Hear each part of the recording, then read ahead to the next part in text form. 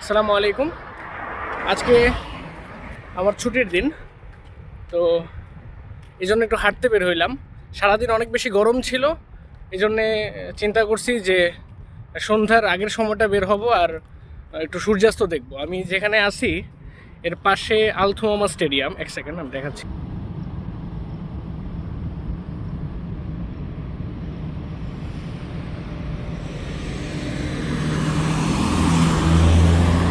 কিছুটা বিখ্যাতই বলা যায়, কারণ কাতার যে বিশ্বকাপ হয়েছিল তার কিছু ম্যাচ বিশ্বকাপের এখানেও হয়েছে।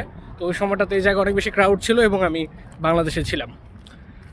আর আমি দুঃখিত, আমার চোখ অনেক বেশি লাল হয়ে আছে, কারণ এখানকার পানিগুলোতে সম্ভবত অনেক বেশি কেমিক্যাল ব্যবহার করে। এই জন্যে আমার চোখ লাল হয়ে যায় এখানে গোসল করার পরে। তো বিষয়টা হচ্ছে যে এখানে এই স্টেডিয়ামটার পাশে একটা ব্রিজ আছে, ওই পাশে ওই দিকে। আমার চিন্তা ভাবনা হয়েছে যে ওই ব্রিজটার উপরে বৈশা সূর্যাস্ত দেখব।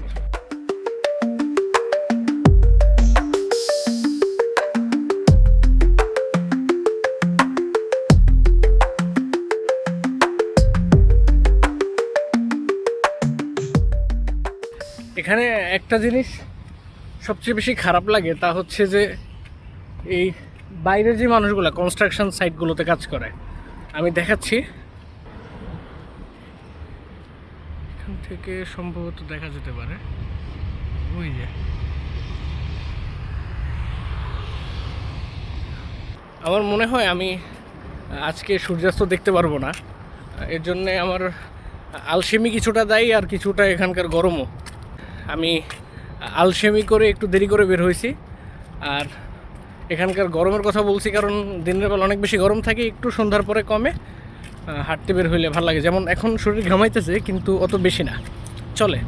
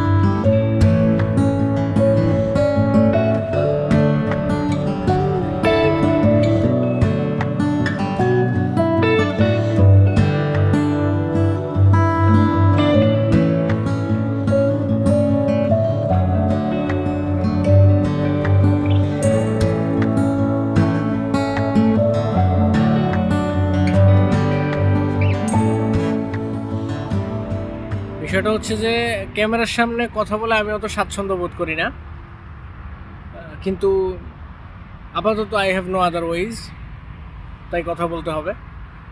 ক্যামেরা অন করার আগে অনেক কিছু বলবো বা বিভিন্ন বিষয় মাথার মধ্যে ঘুরপাক খেতে থাকে, এই নিজের সাথে অনেক কথাবার্তা বলি একা একা বসে বসে, কিন্তু ক্যামেরা অন করে বলার সময় মনে হয় সব কিছু কেমন যেন জট পাকিয়ে যায়, কিচ্ছু মাথায় আসে না।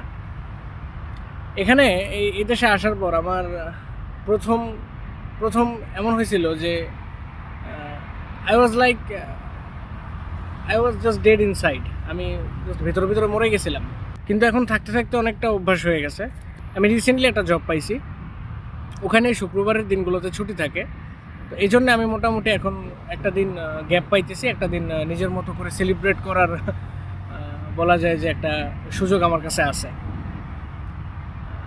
এখানে কথা বলার মানুষ থাকলেও আলটিমেটলি আমি যে ধরনের কথা বলতে পছন্দ করি বা আমার যে ধরনের কথা বলে অভ্যস্ত, ওই রকম কথা বলার মানুষ নাই।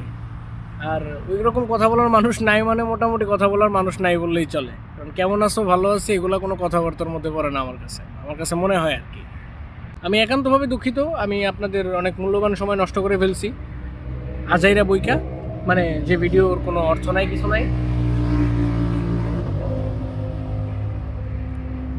এটা বাইকের শব্দ,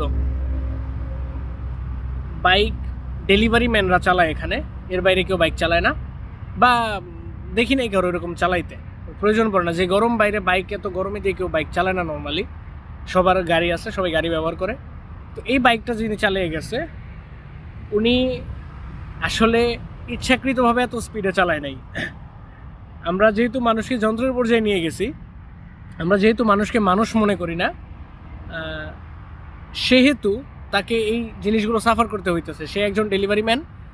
মানে আমাদের দেশে যেরকম ফুড পান্ডা, এই দেশে তালাবাত খুব ফেমাস। তো ওনারা হচ্ছে ওই তালাবাতের ডেলিভারি ম্যান, যাদেরকে একটা নির্দিষ্ট সময়ের মধ্যে গিয়ে খাবারটা পৌঁছে দিতে হয়। দেরি হলে তাদের যা যা হয় আর কি, স্যালারি কাটা কিংবা ওই জাতীয়। তো প্রথম আমি খুব উইয়ার্ড ফিল করতাম যে এনারা এইভাবে বাইক চালাই যাচ্ছে কেন, কিন্তু পরে গিয়ে রিয়েলাইজ করছি আচ্ছা দ্যার ইজ সামথিং। তো এই হচ্ছে বিষয়।